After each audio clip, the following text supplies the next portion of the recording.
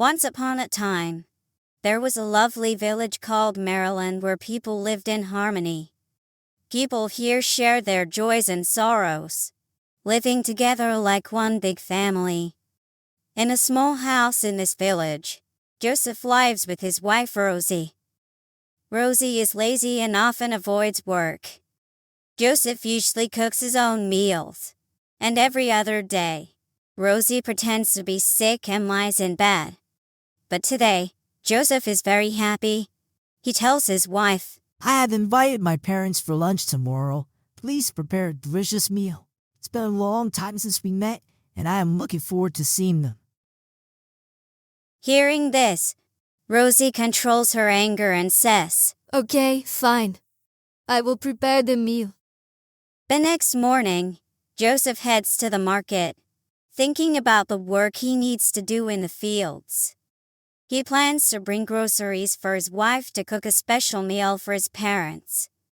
He buys a variety of fruits to make a fruit chaat from one shop, purchases a lot of vegetables for a mixed vegetable dish from another, and gets meat for biryani from yet another shop. With all these ingredients, he hopes his wife can prepare a nice lunch for his parents. After shopping, he goes back to work in the fields until afternoon. Thinking that guests might arrive soon and his wife must have prepared the meal, Joseph decides to go home. As he enters, he sees Rosie lying comfortably in bed. He asks her, "Is the lunch ready? The guests will be here soon." Rosie, cleverly making an excuse, says, "I'm feeling very unwell. The rice is already cooked in the kitchen. Guests can eat it with lentils. If your parents want something else, your sister will prepare it." Hearing this, Joseph gets very angry, but he tries to control himself and says, "If you were not feeling well, you could have called me and I would have brought food from the market. My parents are coming and the market is quite far from here." Joseph, frustrated, rests his head in his hands. Rosie remains lying on the bed, indifferent to the situation. Joseph leaves the house and decides to return home the next morning. On the other hand, Rosie thought, "My husband's parents are coming, and I haven't cooked anything for them. It doesn't bother me much.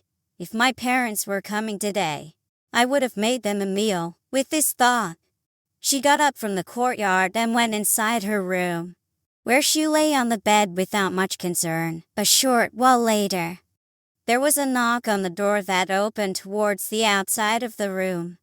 Rosie, somewhat annoyed, got up and opened the door. To her surprise, she was astonished to see her parents standing there. Her mother joyfully embraced her and said, "My dear daughter, you're truly fortunate. Your husband is so kind-hearted. He treats us like his own parents. We received an unexpected lunch invitation from him and decided to surprise you." Today, Rosie was suddenly distressed upon seeing her parents, because she had not prepared any meal upon hearing that her husband's parents were coming.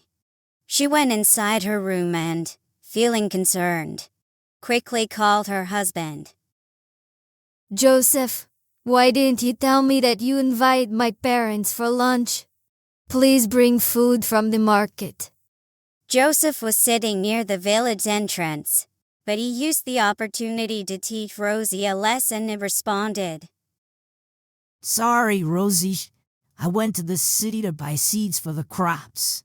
I'll be home quite late tonight. You should have remembered that on our wedding day, I told you that my parents are now your parents, and your parents are now mine." Rosie, feeling embarrassed, served boiled rice to her parents, and she was overwhelmed with shame. Today, she understood her husband's feelings. She decided then and there to treat her husband better and to consider his parents as her own in the future.